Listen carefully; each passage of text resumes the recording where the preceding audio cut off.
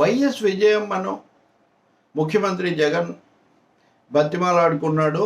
ఆమె ఆయనతో ఉండడానికి ఒప్పుకుంది. వైసీపీ తరఫున కూడా పోటీ కూడా చేయొచ్చు. ఇట్లాంటివన్నీ మీడియాలో, సోషల్ మీడియాలో కనిపిస్తున్నాయి.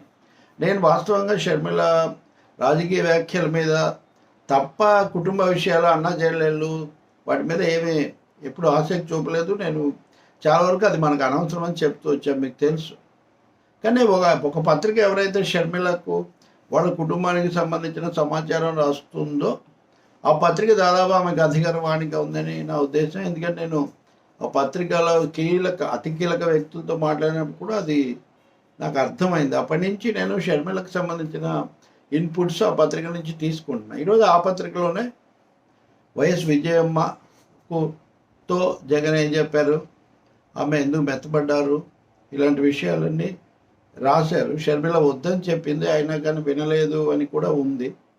ఏదైనా సరే ఇవన్నీ జరుగుతాయి కుటుంబాల్లో, ఇవన్నీ ఫ్యామిలీ డ్రామాస్. మనం ఎన్ని సినిమాల్లో చూడలేదు. అలాగే విజయమ్మ గురించి ఒకటి తెలుసు నాకు, రాజశేఖర రెడ్డి మరణం తర్వాత, రాజశేఖర రెడ్డి ఉన్నప్పుడు ఆయన మరణం తర్వాత కూడా ఆమె తమ కుటుంబము రాష్ట్రాన్ని పాలించటం అన్న విషయంలో చాలా ప్రత్యేకంగా ఉన్నారు. ఆ విషయంలో ఆమెకు చాలా ఆసక్తి కూడా ఉంది. ఆసక్తి అంటే తమ వాళ్ళు ఉండాలి అని. రాజశేఖర రెడ్డి ఉన్నప్పుడు కూడా ఆమె బంధువులు వీళ్ళందరికీ కూడా అనేక విధాలు అండదండగా ఉండటం, హామీలు ఇవ్వటం, వాళ్ళకి ఏమైనా పనులు ఉంటే చేసి పెట్టడం, ఇవి చేసేవాళ్ళు, చెప్తారు నిజానికి. అలాగే జగన్ను ముందుకు నడిపించడంలో కూడా ఆమె చాలా ముఖ్య పాత్ర వహించారు. అప్పుడు శాసనసభలో ఆమె చేసిన ప్రసంగం కూడా నాకు ఇంకా గుర్తుంది. అలాగే తెలంగాణలో షర్మిల వచ్చినప్పుడు ఆమెతో నిలబడ్డారు గట్టిగా. అలాగే షర్మిల అరెస్టులో అప్పుడంతా కూడా తను రంగంలోకి వెళ్ళారు. ఇదంతా ఒక భాగం. కానీ అన్నా చెల్లెళ్ళు కుటుంబంలో విభేదాలేమో కానీ రాజకీయాల్లో వాళ్ళు కష్టపడటం ఆమెకి ఎంత ఇష్టం లేదా అనిపిస్తుంది. అది తెలీదు. ఆమె విమర్శ జగన్ మీద ఆమెకు అసంతృప్తి ఉండొచ్చు. మొన్న షర్మిల పెళ్లి కార్డు ఇచ్చినప్పుడు కూడా ఆమె వెళ్ళలేదు అని అన్నారు కదా, వెళ్ళలేదు. కారణాలు మనకు తెలియదు. కానీ మొన్న పెళ్లి ఎపిసోడ్లో వీటన్నిటికీ రాజకీయ రంగం పులిమేశారు కదా. పెళ్లి ఎపిసోడ్లో ఆమె వ్యవహరించిన తీరు మటుకు ఆమెలో ఒక తల్లి, ఇద్దరి మధ్యలో ఉన్న తల్లి అయితే నాకు కనిపించింది.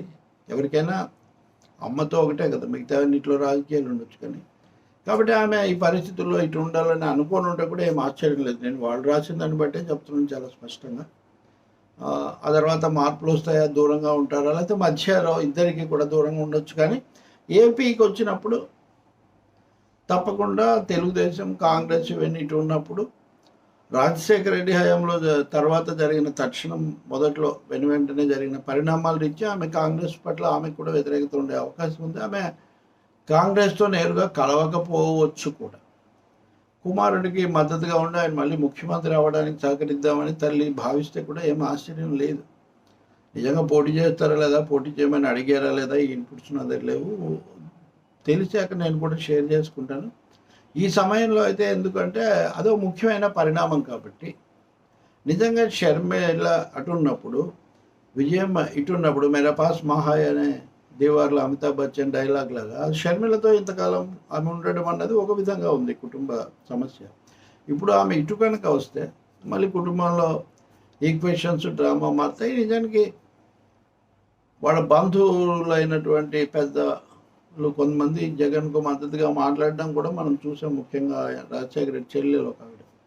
ఇప్పుడు విజయమ్మ కూడా ఇలా వస్తే మళ్ళీ మనకు కొత్త కథలు, కొత్త కామెంట్లు చూస్తాం. ఏదైనా కుటుంబాలు, రాజకీయాలు వేరు వేరు విషయాలు. కానీ చాలా విచిత్రంగా ఆంధ్రప్రదేశ్లో, ఇప్పుడు తెలంగాణలో కూడా కొంతవరకు వీటిని కలిపేసి ఫ్యామిలీ డ్రామాని పండించటం, ఫ్యామిలీ పాలిటిక్స్ నడిపించటం, వాటినే ఫోకస్ చేయటం. చెల్లిని అన్న ఏమంది, అన్నను చెల్లి ఏమంది, చెల్లి గురించి అన్న ఏం చెప్పాడు, వీటి మీద మొత్తం హెడ్లైన్స్ ఇవ్వడం పెరిగిపోయింది. ఇప్పుడు దీనికి మదర్ డైమెన్షన్ కూడా యాడ్ అవుతుంది.